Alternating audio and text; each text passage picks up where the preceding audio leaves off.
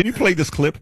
It's so interesting. When you watch this, the guy that's asking the questions is so calm and poised, and he gets rattled. Watch this.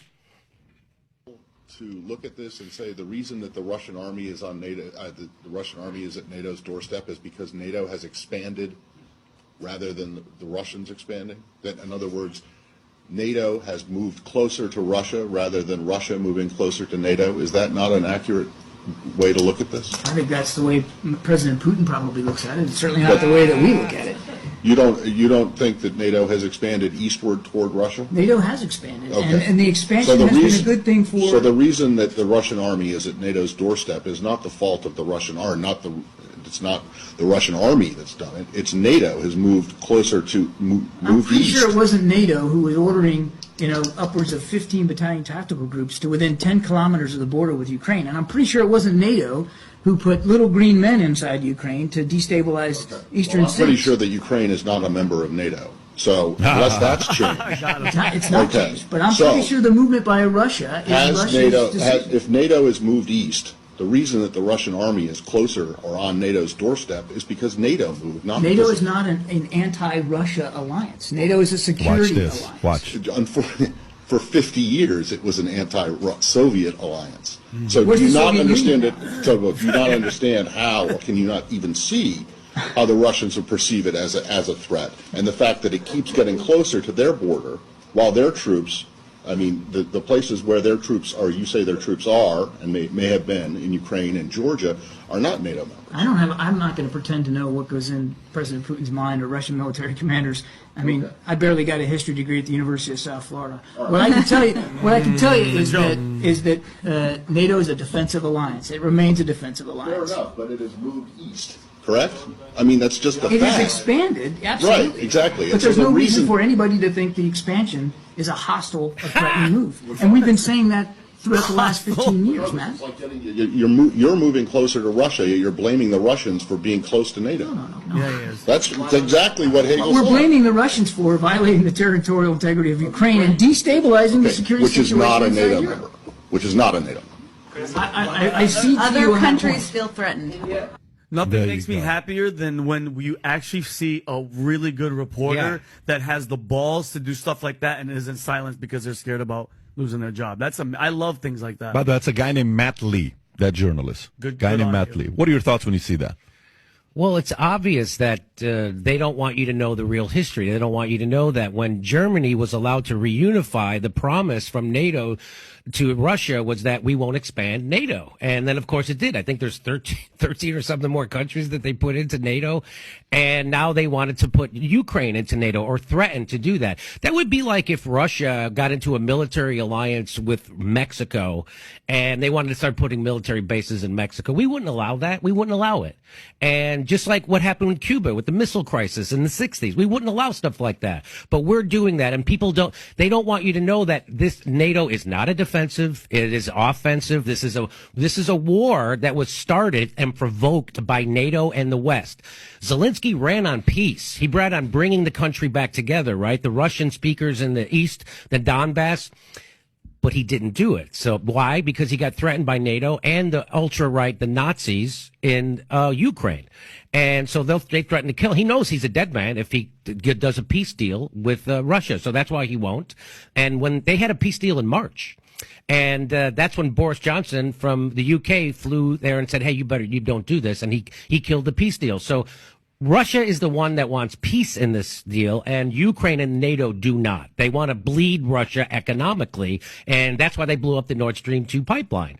And they've Allegedly. they've always said they were going to do it, and they did it. And for the life of me, I can't get why the European nations are going along with this. They've said stuff like, there was the foreign minister of Germany said, I don't care about my people if they don't want this. I care about the people of Ukraine. What leader of a country says they don't care about their own people, but they care more about somebody else's country? It's crazy what's going on. So people don't realize that NATO has provoked this. In fact, there was a peace agreement in 2014. The CIA helped overthrow the Ukraine government government, and then the people in the Donbass didn't want to go along with this coup government, right? Because the leader of Ukraine wanted to be friendlier economically with Russia instead of join like the European Union, and that they couldn't have that, right? So that's why they did a coup, and the people, the Russian speakers in the Donbass, didn't want to go along with that coup, and so they kind of wanted to break away. Ukraine government started shelling the Donbass, and so they had a peace agreement called the Minsk Agreement, and that was supposed to give them independence. They were supposed to have their own elections, and they were going to stop shelling them. They never did. They ended up killing like 14 or 15,000 people in the Donbass over the last 8 years, and now it's been revealed that that peace agreement was never real. The Merkel, the former prime minister of Germany, just admitted that the only reason they did that peace agreement was to give Ukraine enough time to build up its military, so when they finally did provoke an invasion, which is what they did, that they would have a military ready to fight Russia. And so people don't know this is what happened. And so they just think that one day Putin woke up and said, I want to go invade Ukraine because I'm a maniac. And they think that he's the bad guy. They think that he's acting rationally.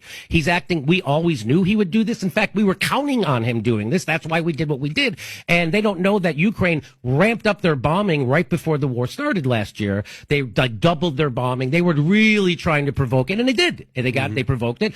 And the Russian would rather have a peace agreement. The rest of the world would rather have a peace agreement. Not NATO, not Joe Biden, not the military-industrial complex. And so that's where we are. And people don't know that, and that's what that is. That guy's saying, hey, NATO's the ones expanding. The reason why, he said it, the reason why that NATO's army is on the doorstep of Russia is because we moved, not Russia. And it's just obvious that we're the bad guys. The United States are the world's terrorists. We have 1,000 military bases. We have 400 military bases surrounding China since the Korean War. We just added 3 new military bases in the Philippines. They just announced 2 weeks ago. This is how all empires end. We're overextending militarily while we have people living under every bridge. People don't have health care, a living wage. Half the country can't afford a $500 emergency. 80% of workers live paycheck to paycheck. 50% of wage earners earn $30,000 or less. People go bankrupt when they get sick in this country. We have homeless people everywhere, and that's because our government is 100% corrupted. It's the people think that it's corrupted like, oh, Joe Biden gave his kid a no-show job on a Ukraine energy board, or Donald Trump gave his kid a deal with the Saudi. No. That's regular corruption. I'm talking about 100%. Everything the government does, it only does it because of corruption. And that's the only way the wheels get greased is through corruption. That's why we can send $100 billion to Ukraine without any oversight, and we still won't send it to our own cities to fix our homelessness or our bridges that those homeless people are living under. We won't even fix our own goddamn country. So people don't realize that this is pretty much a banana republic. We're at the end. This is the end of this empire. We're basically Brazil with a couple of big cities that are keeping it afloat. You think so? Yeah. You believe that? Yes. Yeah. Well, when half the country can't afford a $500, this is what I like to say. What do you call a system that takes the richest country the face of the earth has ever seen and renders half of its population poor or low income? You call that a failed system. And that's what we're living in, and people think we're going to be able to vote our way out of this. What we have to do is get people in the streets. So when someone like AOC has 13 million Twitter followers and Bernie Sanders has, they're supposed to tell people to get in the streets, shut stuff down, protest, and take our government back. But they won't, because they're part of the system. And that's what I'm trying to wake people up. And it's worse off having people like Bernie Sanders and AOC in the Democratic Party in government, even though Bernie claims he's an independent. He's a Democrat. And why is it worse? Because it gives people the false impression that there's somebody actually fighting for you in government, and there isn't. So okay. And the only way you can have change, to get people into the streets, is when they lose faith in the system. And we have to get them, we have to disabuse them of the idea that there is somebody fighting for them in this system, and there isn't.